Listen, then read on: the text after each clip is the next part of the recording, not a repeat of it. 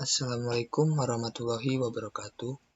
Perkenalkan, nama saya Dika Yulianto Bagus Nugroho dari kelas Perbankan Syariah F dengan NIM 4022000136. Pada kesempatan kali ini, saya akan sedikit mengulas mengenai skema pembiayaan ijarah dan juga analisis pembiayaan yang sudah saya lakukan terhadap nasabah sebagai tugas untuk ujian tengah semester dari mata kuliah Praktek Mikro Bank Syariah yang diampu oleh Pak Amrul Inung Brahmayu. Baik, langsung saja di sini terkait yang poin pertama yang akan saya sedikit jelaskan. Yang pertama ada skema ijarah muntahiyah bitamlik bilbay atau yang biasa disebut atau kita singkat IMBT. Dalam seperti yang teman-teman lihat, bahwasanya di sini ada 3 subjek. Yang pertama ada nasabah, kedua ada bank, dan juga ada supplier. Nah, di sini dalam skema pembiayaan ijarah, yang pertama nasabah tentu dalam menjalankan usahanya, terutama dalam akad ijarah tersebut, ya pasti membutuhkan objek yang akan dia nantinya butuhkan ketika menjalankan usahanya. Semisal di sini dalam kelompok saya, nasabah itu membutuhkan kompor. Nah, nasabah membutuhkan kompor yang mana nanti dari pihak bank sudah berdasarkan kesepakatan antara bank dan juga nasabah tersebut kan sudah bagaimana menyepakati terkait pembiayaan sudah dilakukan nanti ke depannya. Nah, dari nasabah itu kemudian membutuhkan kompor. Nah, nanti dari pihak bank akan mencarikannya atau biasanya membeli dari supplier. Nah, supplier tersebut nanti akan menjual kompor tersebut nanti kepada pihak bank. Nah, setelah itu pihak bank akan menyewakannya kepada nasabah dengan akad ijarah tersebut. Nah, hal tersebut merupakan sedikit gambaran dari skema sederhana dari akad ijarah. Nah, dalam kelompok yang saya lakukan terkait akad ijarah ini, yang pertama untuk transaksinya itu yang pertama kami mencari nasabah. Nah, di sini kami pertama mencari nasabah dengan berbagai seleksi dengan analisis 5C dan juga 1S. Yang mana itu kami menentukan kelayakan dari nasabah tersebut, layak atau tidaknya nasabah tersebut untuk kami biayai.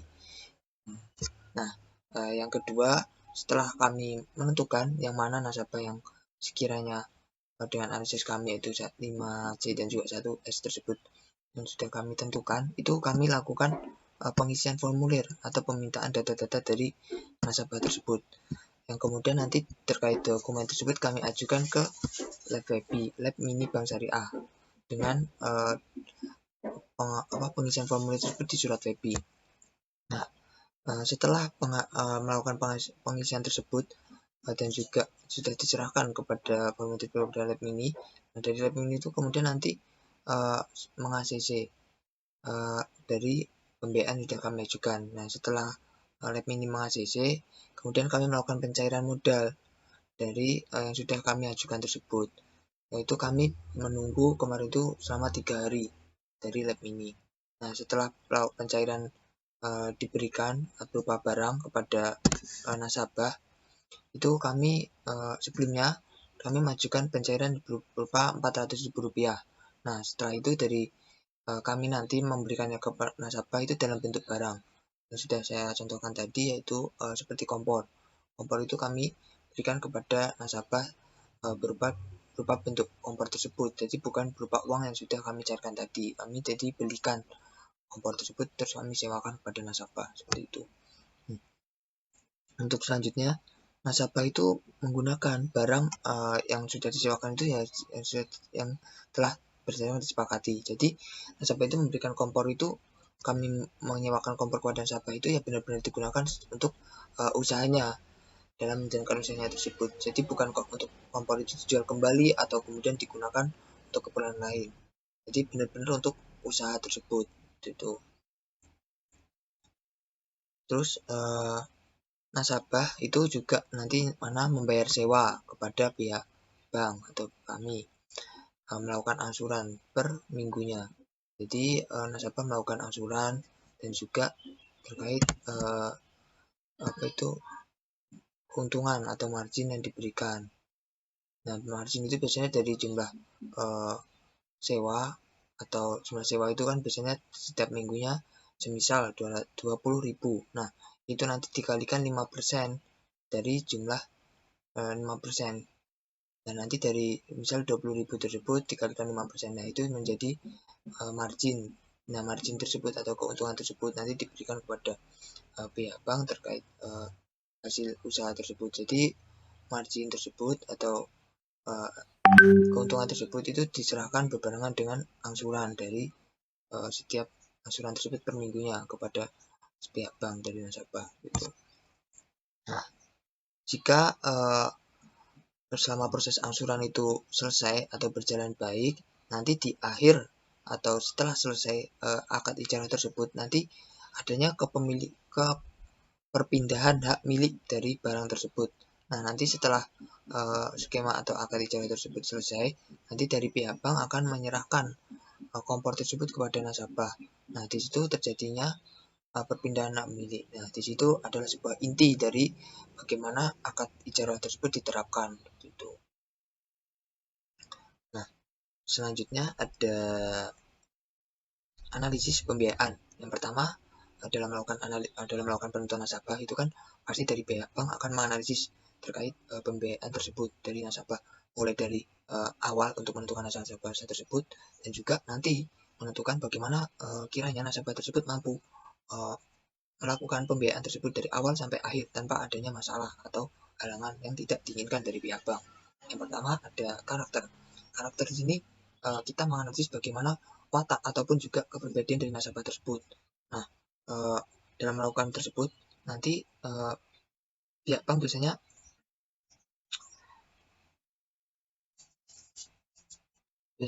akan meneliti dengan meneliti bagaimana sih kepribadian dari nasabah tersebut melalui dokumen-dokumen yang diserahkan tadi, dan juga mungkin dari lingkungan yang ada di sekitarnya.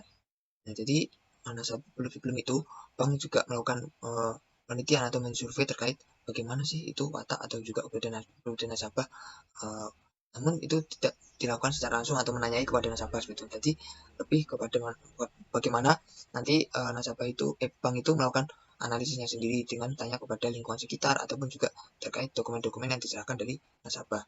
Nah, dalam pembiayaan ini yang sudah saya lakukan, nasabah saya yang bernama Santika Yolanda itu dia memiliki sifat yang pribadi yang positif dan juga kooperatif. Artian maksud di sini dia nanti kiranya dalam melakukan pembiayaan itu dia kooperatif, jadi tidak ada alasan-alasan lain atau alasan-alasan terkait angsuran nanti yang akan dibiayai seperti itu. Nah, di sini kami landasi apa? Landasi dari suatu kepercayaan kami kepada nasabah tersebut karena kami sudah melakukan analisisnya itu. Dan di sini Santika Yolanda itu juga memiliki karakter yang bertanggung jawab, jujur, baik, dan juga memiliki kehidupan pribadi yang sangat humble lah di masyarakat. Jadi di sini perlu sekiranya watak tersebut ada dalam nasabah. Jadi ketika nasabah nanti terbuka atau mudah melakukan sosialisasi atau interaksi, itu akan memudahkan bank dalam melakukan pembiayaan tersebut. Jadi tidak ada yang ditutupi selama melakukan pembiayaan. Itu. Yang kedua, capacity, artinya kemampuan calon nasabah dalam menjalankan usahanya. Nah, kemampuan di sini kami juga melihat dari pendidikan nasabah yang pertama. Nah, di sini nasabah kami itu sebagai mahasiswa di Unipma. Nah, artinya dalam sini dia juga kalau sebagai mahasiswa tentu dia apalagi berusaha itu memiliki semangat yang berlipat. Nah, sudah sudah kuliah dan juga biaya sendiri. Nah, itu menjadi salah satu poin kami untuk bagaimana kami percaya atas kemampuan nasabah tersebut. Ketiga, kapital. Kapital yang mudah yang dibutuhkan nasabah.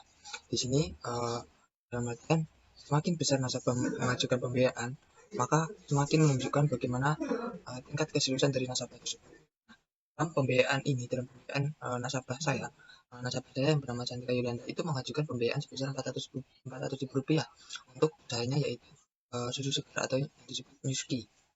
Nah, saya rasa ketika pembiayaan 400 ribu rupiah dengan juga melihat dari usahanya yaitu susu segar. Nah, itu merupakan sebuah hal yang menunjukkan keseriusannya. Nah, dengan pembiayaan tersebut itu besar, apalagi yang dibutuhkan yaitu kompor itu sebagai subjek atau objek utama dalam usahanya itu sebagai ketika kompor itu kan nantinya untuk membuat minuman tersebut. Nah, itu menjadi sebuah objek utama. Nah, itu berarti menunjukkan bagaimana keseriusan nasabah dalam melakukan pembiayaan tersebut. Nah, selanjutnya yaitu adanya kelengkapan. Jadi dalam pembiayaan dalam usahanya tersebut itu akan memerlukan pelengkapan. Nah, saya satu yang tadi yaitu kompor. Nah, harga kompor itu kan kisaran harga yaitu 400.000. Nah, itu menjadi perlengkapan yang paling utama dalam menjalankan usahanya tersebut. Atau maksudnya dalam usahanya itu yang benar-benar yang dibutuhkan yaitu salah satunya kompor. Nah, itu berarti kan juga bagaimana menunjukkan keseriusan nasabah dalam melakukan pembiayaan terutama dalam akad bicara tersebut. Nah, jadi di sini kami rasa ya nasabah tersebut benar membutuhkan pembiayaan ini. Jadi juga membutuhkan selain membutuhkan juga menunjukkan bagaimana keseriusan dari nasabah tersebut. Seperti itu. Dan selanjutnya ada condition atau keadaan usaha nasabah. Ini nasabah melakukan mendirikan atau membuka usahanya tersebut awal dari tahun 2022, yang mana dari tahun tersebut sampai sekarang itu berdasarkan hasil wawancara dari kami kepada nasabah itu banyak pelanggan yang masih setia kepada susu segar atau usahanya dari nasabah ini. Nah, hal tersebut juga menjadi faktor yang menjadi kami menerima dari keadaan usaha tersebut. Jadi ketika pelanggan itu masih ingin membeli produk atau mengonsumsi susu segar tersebut, jadi di situ uh, adanya kelancaran dalam usaha tersebut. Jadi ada yang membeli dan juga ada yang menjual. Nah, di situ jika kedua tersebut aspek itu terus berjalan tanpa adanya masalah dari pembeli untuk membeli hal tersebut, adanya kekosongan dalam pembelian tersebut, berarti di sini dalam pembiayaan tersebut akan terjadi kelancaran secara terus menerus. Itu selama pelanggan tersebut membeli tidak uh, berganti ke usaha yang lain, maksudnya membeli ke produk yang lain seperti itu. Nah, dalam uh, hal ini nasabah juga saya rasa memiliki yang inovatif dan juga kreatif. Dia bagaimana untuk menjaga usahanya tersebut, dia juga memberikan varian-varian terhadap usahanya tersebut. Jadi varian-varian rasa itu digunakan untuk menarik minat nasabah untuk membeli produk dari nasabah tersebut, membeli produk yang dia jual kepada dari produk yang dia jual gitu. Nah, ini juga menjadi menjadi sebuah hal utama juga dari kak saya untuk melihat kondisi nasabah itu memang seperti ini. Samping itu dia juga seorang mahasiswa dan dia juga membutuhkan usaha tersebut untuk usaha dia nantinya gitu.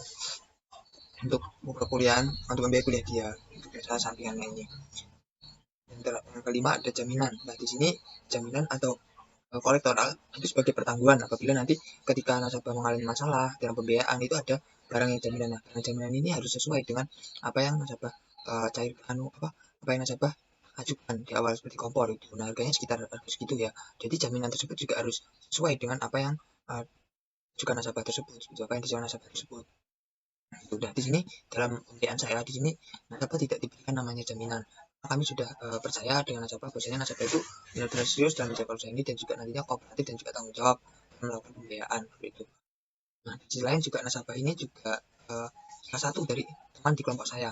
Nantinya ini ketika ada ikatan atau hubungan di situ lebih mudah nanti bagaimana untuk melakukan angsuran ataupun melakukan pembiayaan nanti. Jadi ada permasalahan, saya rasa juga sudah dalam sebuah permasalahan itu nanti bisa diatasi lah karena adanya hubungan tadi dari satu kelompok kami itu. Dan terakhir yaitu yang keenam yaitu syariah. Syariah ini menentukan bagaimana usaha dari nasabah itu halal atau tidaknya. Nah, ini disesuaikan dari fatwa DSN yang mana dari usaha yang sudah dilakukan oleh nasabah saya yaitu Sanjaya Wiranda itu sesuai dan juga halal, sesuai dengan syariah mulai dari pembuatan dan juga nanti bagaimana pemasarannya. Mungkin itu tadi terkait penjelasan saya mengenai skema pembiayaan ijarah dan juga analisis pembiayaan nasabah saya. Apabila dari penjelasan tadi masih banyak kurangnya atau banyak hal yang belum saya sampaikan di sini, saya akan jadikan hal tersebut sebagai sebuah evaluasi untuk pembiayaan saya ke depannya agar antara saya sebagai dari pihak bank dan juga nasabah itu jalan lancar dengan pembiayaan nantinya. Apabila nanti ada itu dari saya apabila ada kurangnya dan apabila nanti ada lebihnya itu semata untuk Allah Subhanahu wa taala dan juga nanti kembalikan pada nasabah. Katanya pembiayaan ini benar-benar bermanfaat dan juga dibutuhkan untuk nasabah, terutama dalam menggunakan produk bank syariah seperti itu. Mungkin cukup itu dari saya. Wassalamualaikum warahmatullahi wabarakatuh.